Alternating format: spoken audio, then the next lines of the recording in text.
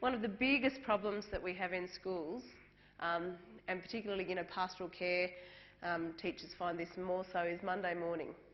So Monday morning, a good percentage of your student population come into the school and there's been a Facebook war, or there's been, some bullying that's gone on Snapchat, or there's been, some kind of terrible Twitter thing. And you've got to sort that out with your students because, as teachers, you're kind of like their surrogate parents during the week. So you kind of have to deal with the stuff that happens outside of school times online. So, there are some ways around that, but it's important for us to understand, what our responsibilities are with students and, how to try and keep them a little bit safe. It's a big thing though.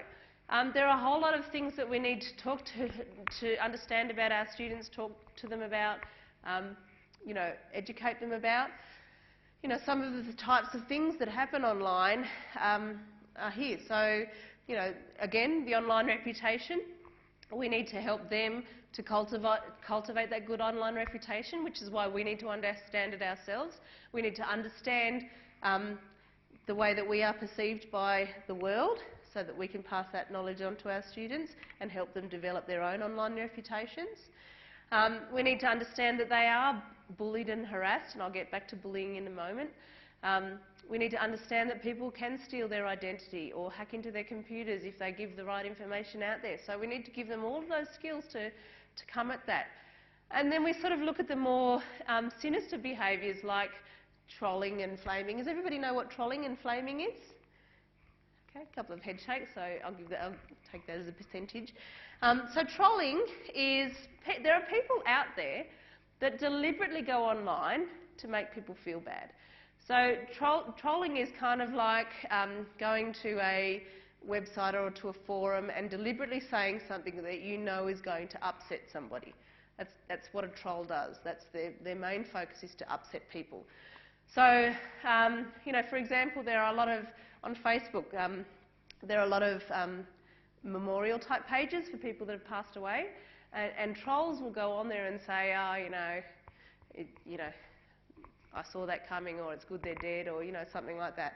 And another example was Charlotte Dawson a few months ago. She was Australia's Next Top Model host or judge or something.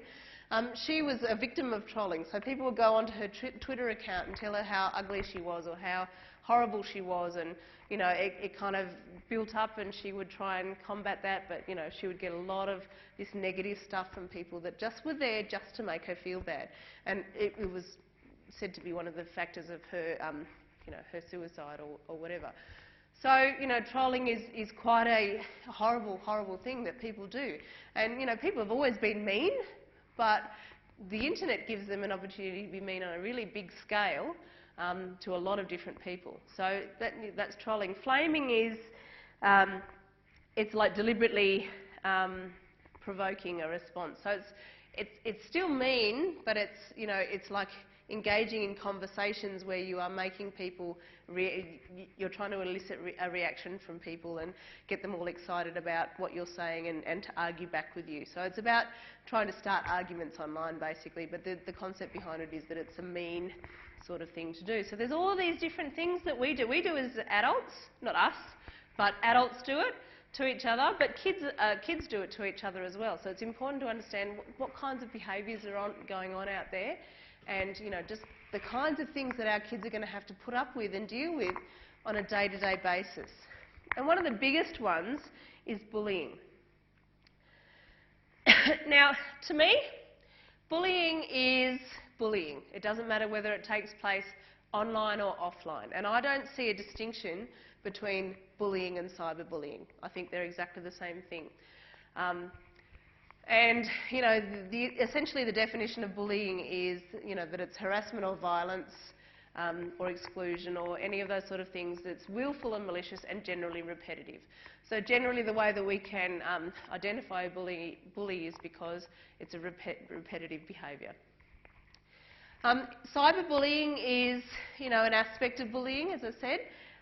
It's more likely to occur with older students, so this is your sort of target audience as secondary teachers, is your guys are going to be the ones that are either victims or perpetrators of cyberbullying. But interestingly, 80% of those who bullied others online would do it offline as well. So once a bully, always a bully. It doesn't matter what medium, as long as you can make people feel bad.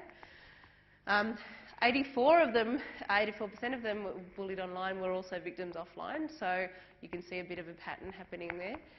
A quarter of all bullies, cyberbullies, target people that they don't even know. So that comes back to that sort of trolling behaviours, things like that. It's about making people that you don't know feel bad. And there are a whole lot of, evidence about why they do that, which is, underneath there. And funnily enough, it's females that seem to be more likely to be bullied and also more likely to be bullies. So that's one of the statistics that we find is, unfortunately, females are some of the biggest perpetrators and victims of bullying. And of course, the media and the technology makes bullying easier.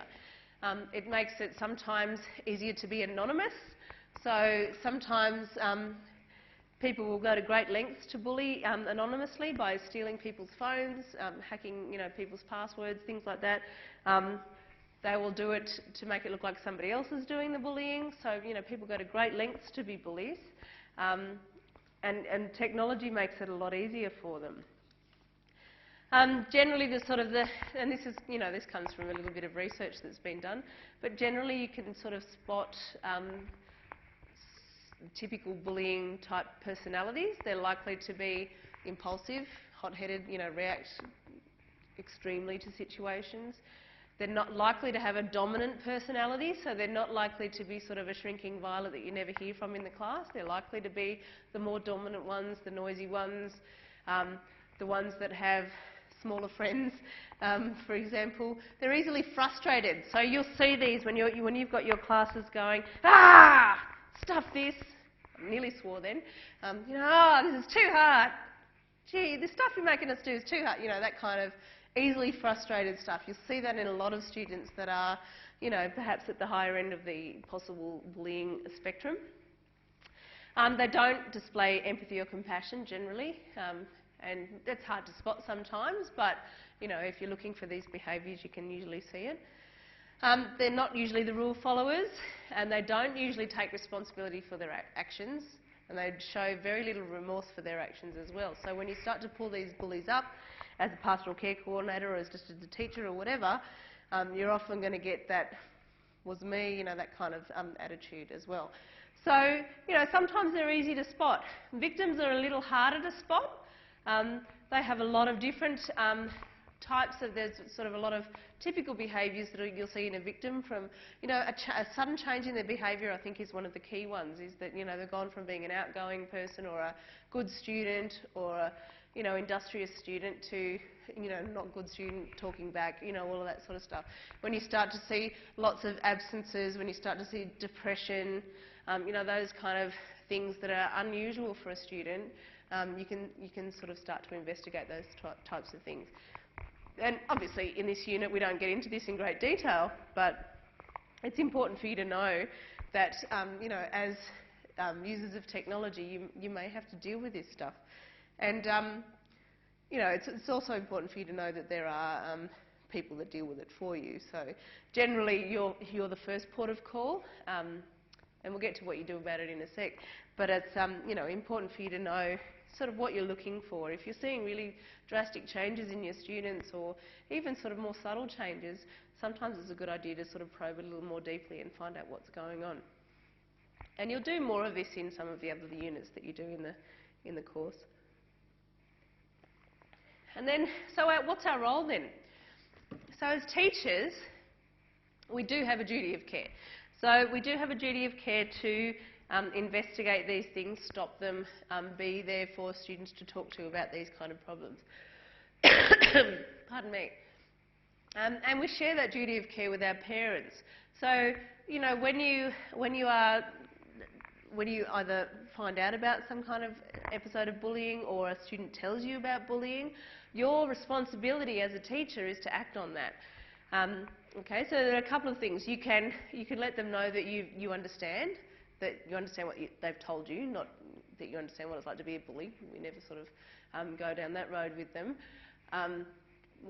That you're there for them, but your duty of care is to let the parents know Okay, even if a student says to you, no, don't tell my parents, don't tell my parents, it is your duty to let them know. As shared care providers, it is your duty as a parent, teacher, to let them know.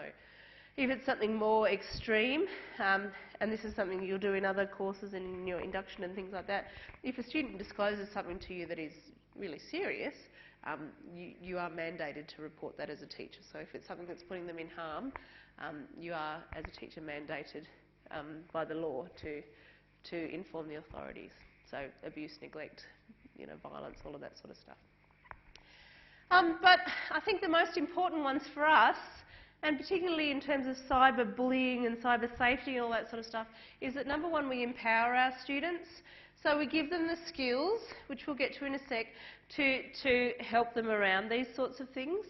So, about being good or good bystanders is one, that we can empower all of the students in our class. We don't need to single out a single student. I was in the, I helped to organise the student summit, it was a couple of years ago now, around cyberbullying, and there was some wonderful stuff around bystander behaviour and the bystander effect, and we had a whole lot of Year 9 students from all across Canberra that really got involved in this stuff, and it was interesting to see them empowered by understanding what a good bystander is and what a not so good bystander is. There's some really great videos on YouTube about that.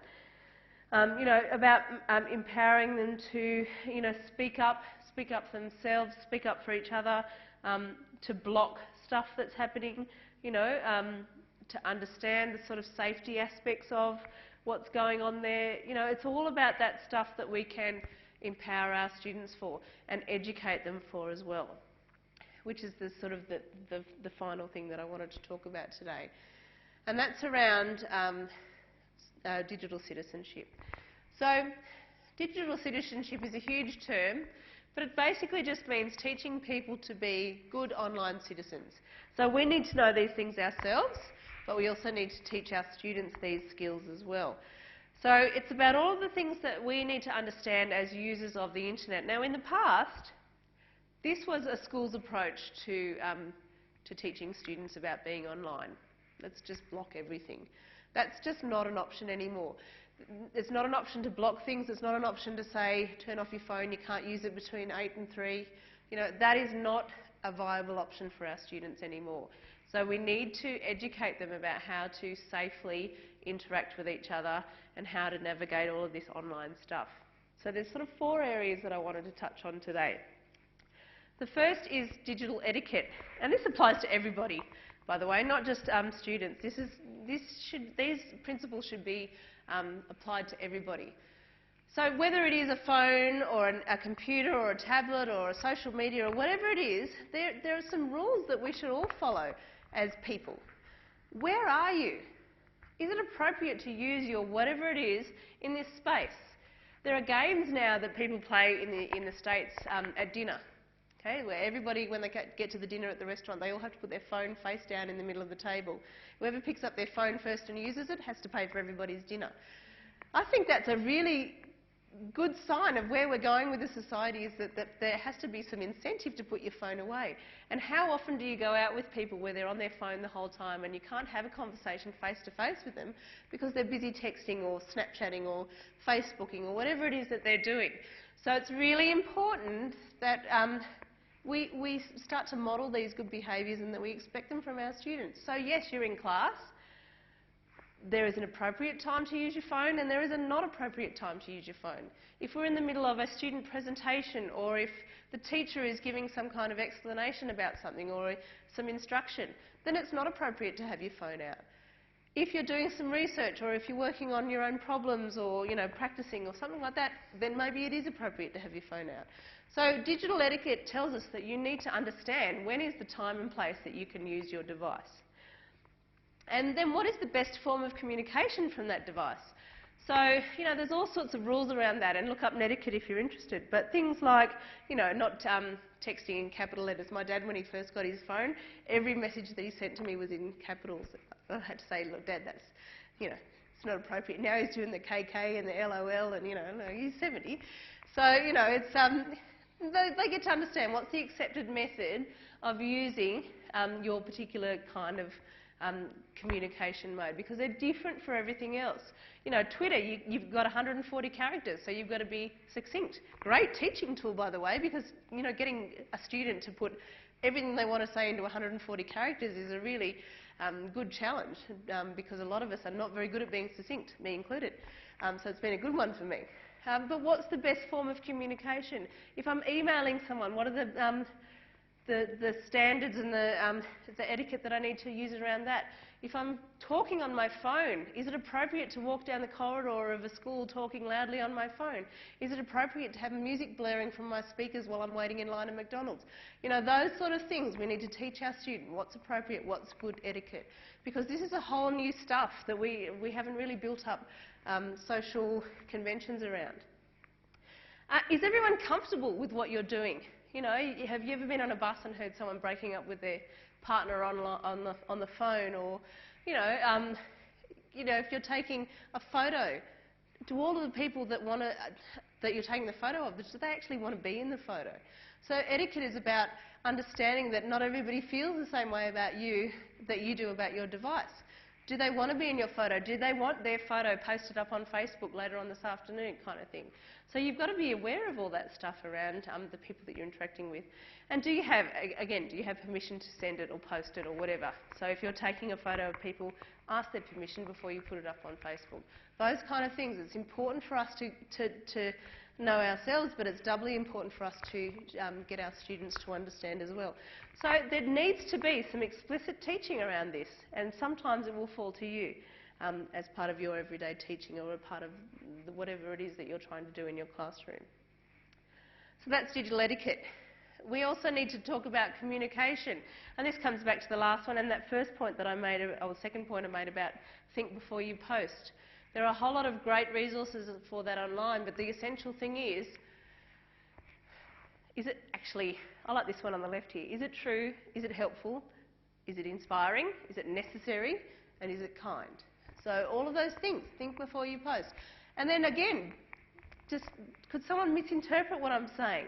Do I actually have permission to share this online? Could I be revealing too much about myself? Have I put my address in there?